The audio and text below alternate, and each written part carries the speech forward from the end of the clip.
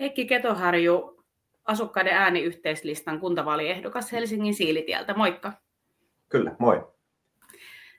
Sä oot ohjelmistosuunnittelija ja sä vaadit, että Helsingin tietojärjestelmähankinnat laitetaan kuntoon. Mikä niissä on pielessä? No en mä tiedä kuinka paljon ohjelmistosuunnittelijoita Helsingissä on, jotka ei olisi mun kanssa samaa mieltä siitä, että edelleenkin julkisella sektorilla on tosi paljon ongelmia näissä ohjelmistohankinnoissa.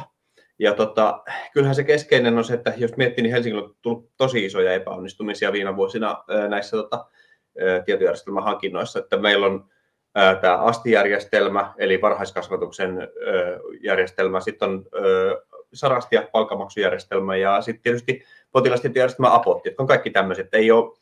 Ei voi sanoa, että ne olisi niin kuin onnistuneita hankintoja. Tässä 3 esimerkkiä. Mutta... Mitä sille asialle sit sun mielestä pitäisi tehdä?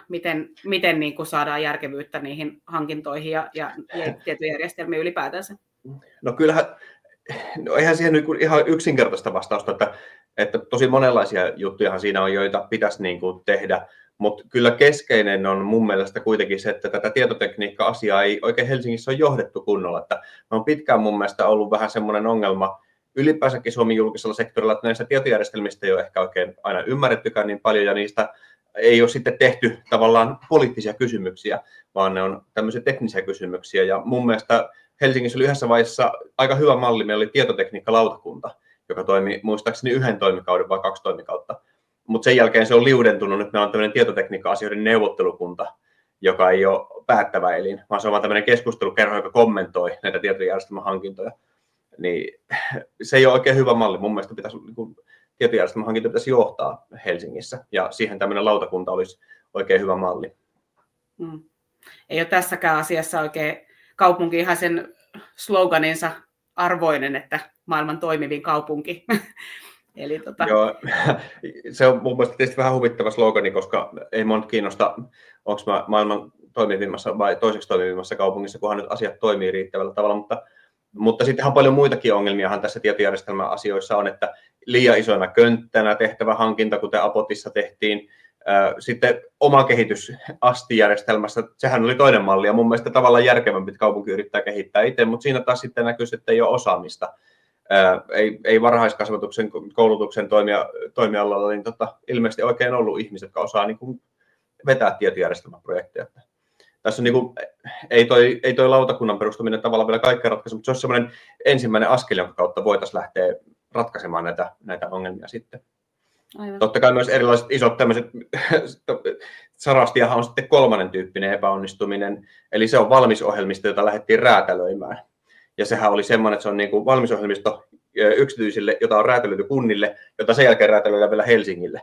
Ja taas kerran asia, minkä niin kuin kuka vaan IT-alalla työskentelevä tietää, ei ole onnistumisen resepti tuo, vaan niin kuin aika varma tapa epäonnistua itse asiassa.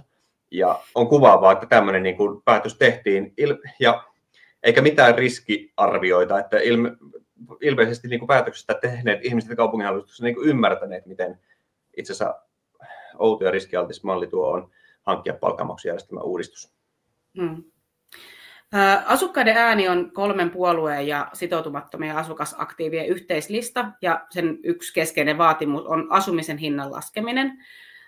Miten asumisen hintaa Helsingissä tai Helsingin kaupungin asunnoissa voitaisiin kohtuullistaa? Joo, no mua kiinnostaa ennen muuta tämä niin kuin Helsingin kaupungin asuntojen puoli, vaikka Helsingissähän asumisen hintaa pitäisi oikeastaan alentaa muutenkin. Ja siinä on monia tekijöitä, joista yhden mainihin tässä, joka ei ole oikeastaan pelkästään Helsingin kaupungin asunnot, se on tonttivuokrat. Eli asumisen hintaan vaikuttaa tonttimaan hinta, joka on Helsingin kaupungin omistuksessa 3. tonttimaasta. Ja Helsingin kaupunki on tehnyt viime vuosina paljon isoja tonttivuokrakorotuksia aina. Niin kuin, ne on moninkertaistuneet ne tonttivuokrat, kun sopimus on uusittu. Mutta Helsingin kaupungin asunnoissa erityisen ongelmallista on se, että kaupungin asunnoilla on valtava lainakanta tällä hetkellä noin 3 miljardia euroa, joka johtuu siitä, että kaupungin asunnot on tehnyt uudistuotantoa, eli rakentanut uusia kaupunginkämppiä. Se on sinänsä hyvä asia, mutta se on johtanut tilanteeseen, jossa rakennuskustannusten nousun ja sit korkotason nousun myötä niin Helsingin kaupungin asunnoilla on tullut kohtuuttomat kulut tästä lainakannan hoidosta. Ja se on nyt sitten sälytetty nykyisille vuokralaisille, ja vuokrien korotukset on ollut aika hervottomia. Se pari vuotta sitten oli 12% vuokrankorotukset yhtenä vuonna alun perin esityksenä, jota asukkaat sai vähän painettua alas, mutta silti tämä on semmoinen asia, että niin kauan kun asukkaat maksaa kaiken tämän uudistuotannon, niin näitä vuokrankorotuksia ei saa kuriin. Ja nyt pitäisi kaupungissa myöntää kaupunginvaltuusto, että ei tämä niin kuin... Kaupungissa asuu paljon työläisiä ja tällaista niin kuin matalapalkkaisempaa väkeä, ja kyllä itse olisin varmaan kiinnostunut kaupunginvaltuutettuna, vaikka hyvätuloisenakin kaupunginvaltuutettuna, että kuka jatkossa siivoaa ja laittaa jotkut erikoiskahvit tuolla kahvilassa, jos ei ole kellään varaa täällä asua. Niinpä. Helsinkiin on viime vuosina rakennettu jättipäiväkoteja, jättikouluja ja myös terveysasemia ollaan keskitetty yhä suurempiin yksiköihin. Käsittääkseni sinä et ole tähän kehitykseen tyytyväinen. Joo, no tämä on sitten tämmöinen niin kuin kolmas oikeastaan asia, mitä itse paljon tullut tässä pyöriteltyä.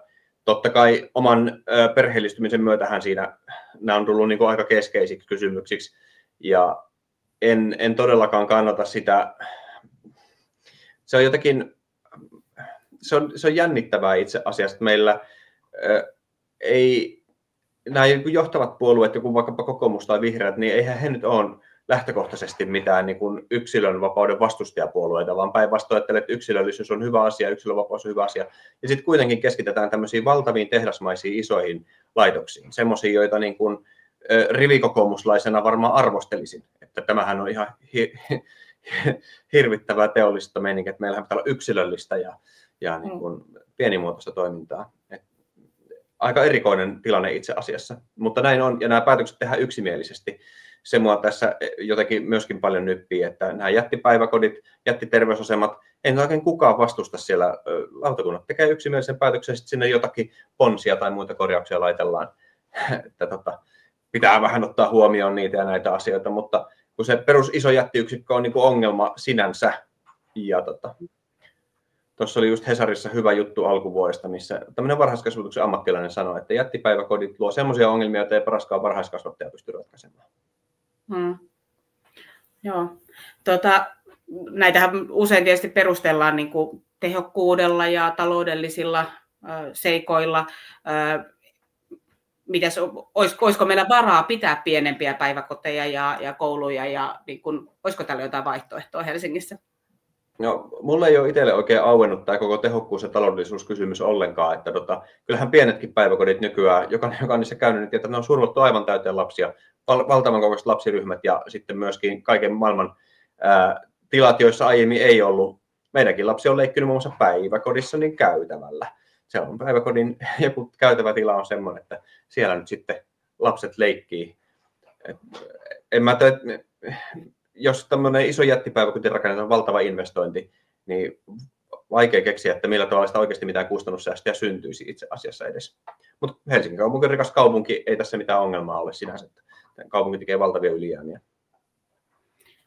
Mihin niitä ylijäämiä sun mielestä kuuluisi käyttää? Tai mitä niitä tehdä?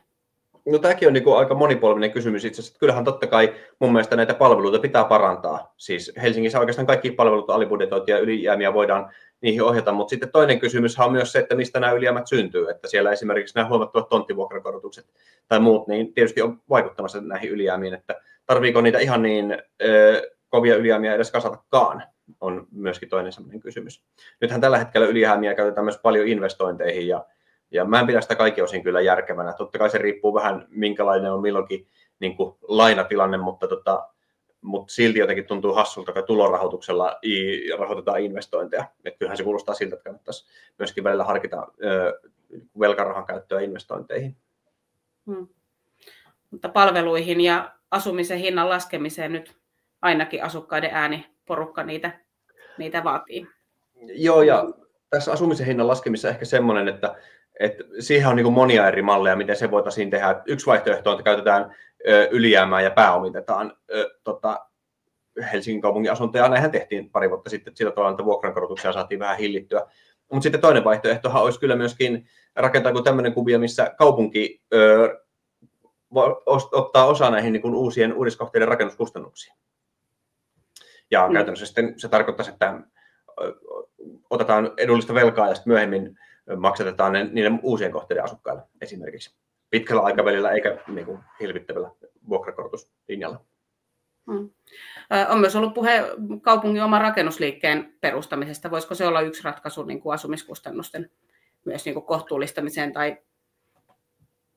Kyllä. Siis tämä voisi olla, ja sitten tähän tavallaan aika hyvin myöskin nivoutus yhteen tämmöisen kanssa, missä kaupunki auttaa näiden rakennuskustannusten kanssa. Omalla rakennusliikkeellähän niitä myöskin pystyttäisiin jonkun verran hillitsemään sitten sitä, että millä tavalla rakennuskustannukset muodostuu. Että jos ajattelee tuommoista nykyaikaista rakennusprojekteja, missä tehdään tämmöistä niin kuin alihankintaketjuja, niiden ketjutuksia, niin siinähän helposti syntyy ongelmia näiden kustannusten kanssa, nyt mitenkään sen kummemmin menemättä siihen, että mitä ne syyt siellä taustalla on, mutta näin kuitenkin oikeasti on. Hei, kiitos keskustelusta Heikki Ketoharju ja onnea vaaleihin ja jatketaan yhteistä kamppailua. Näin tehdään.